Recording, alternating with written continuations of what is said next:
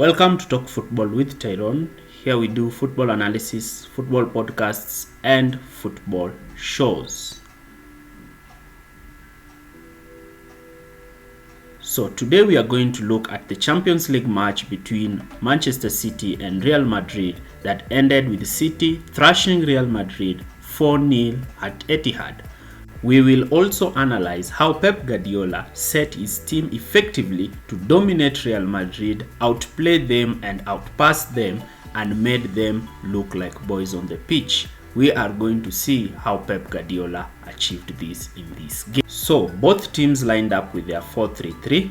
Manchester City made no changes, but Real Madrid made a change in the defense side by dropping Antonio Rudiger and replacing him with Militao. On the other hand, Manchester City on paper were playing with a 4-3-3, but they were playing with a 3-2-5 with John Stones dropping from the backline and playing in midfield alongside Rodri. This tactic, we are going to delve into it in our next video to see how Pep has revolutionized football. Again, we'd like to ask you to like, share and subscribe to our channel for more videos like this. So Manchester City started building up with their default build-up shape.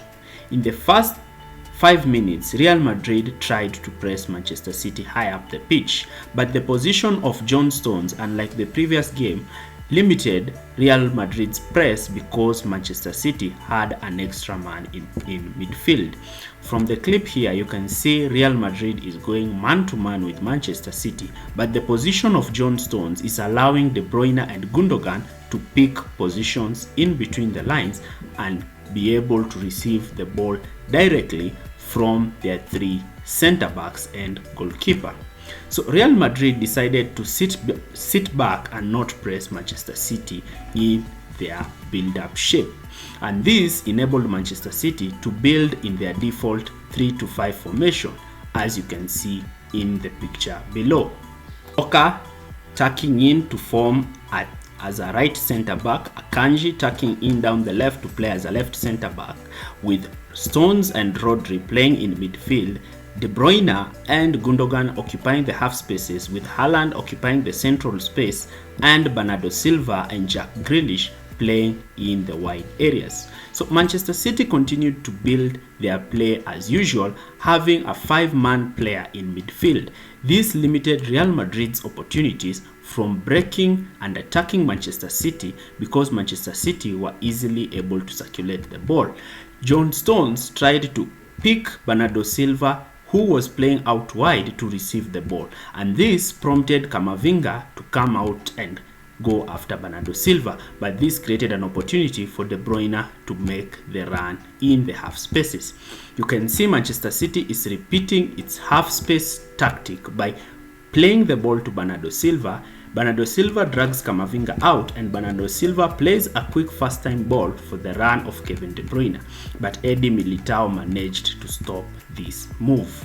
These constant runs by De Bruyne and Bernardo Silva prompted Carlo Ancelloti to ask his wingers to be tracking back and going after Bernardo Silva and Jack Grealish, but this was outclassed again by Guardiola by instructing John Stones to push forward and create wide overloads, and here Manchester City managed to create 2v1 overloads, but Real Madrid countered this by dropping Valverde in the backline and allowing Alaba to be pushing out to mark Kevin De Bruyne, but this resulted in Manchester City and Real evening the positions in the wide areas. Alternatively, when Guardiola saw this was the case, he took a huge risk by pushing Kyle Walker up so they can have a 4v3 overload in the wide area. And this tactic is what resulted in Manchester City's first goal. You can see there are 4 players against Real Madrid's players. So when Stones pushed up and played as an overlapping centre-back, Kevin De Bruyne dropped into the John Stones position. When Modric came out to try to cover De Bruyne slipped the ball to Bernardo Silva, who was making a run in the half space, and Bernardo Silva had a clear chance on goal, and this resulted in Manchester City scoring the first goal of the match.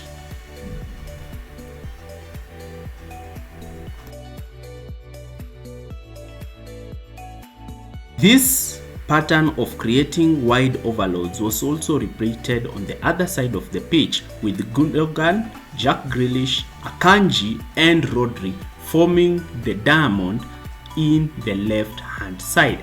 This ensured that Carvajal, Valverde and Rodrigo were outnumbered in a 4v3 position in the wide areas. You can see Grealish is pulling out Carvajal while Gundogan is holding his position in the half spaces, while Akanji has pushed forward. De Bruyne's inner position forces Toni Kroos to go to cover De Bruyne, and this four-man triangle in the wide area is what resulted in the second goal from Manchester City, because they were all in creating overloads in the wide areas. Gundogan receives the ball in the half spaces and makes the run. So Gundogan attempts to shoot the ball, but the ball is deflected, and this, because of Manchester City committing numbers in the box, Bernardo Silva is free at the edge of the box and has a free header on goal, and this is how Manchester City scored their second goal. Second goal sealed the match for Real Madrid. Now, because unlike Real Madrid's disorganized press, Manchester City continued to press with their default 3-5-2 shape, with De Bruyne and Haaland leading the line. This 5-6-man midfield ensured that Real Madrid did not have the easy midfield overloads like they had last time, and this ensured that Manchester City were able to force Real Madrid to play the ball wide to their fullback, where a touchline press could be effected and Real Madrid would lose the ball. Here you can see Manchester City committing players and forcing Real Madrid's fullback Camavinga to go long. John Stones wins the header and Manchester City immediately regain possession and begin their attack. To counter this move, Real Madrid decided to drop Toni Kroos in the back line to ensure that both centre-backs had enough time on the ball to prevent the press from De Bruyne and Haaland, but Manchester City had 6 men in midfield and restricted the ball being played in midfield, and this forced Real Madrid to be going long while Manchester City were able to recover the ball and begin their counter attacks. Here you can see Toni Kroos has dropped deep to give Real Madrid numerical advantage in the build-up. Now, this kind of build-up shape was not effective because Manchester City's central overload ensured that Real Madrid always failed to progress the ball forward. In occasions where Benzema dropped deep, Manchester City's centre-back Ruben Dias was free to track him and stop him from progressing with the ball upfield. Manchester City showed yesterday why they are in a treble race. They showed everyone why they are currently the best team in Europe. That was a perfect football performance from Pep Guardiola's men.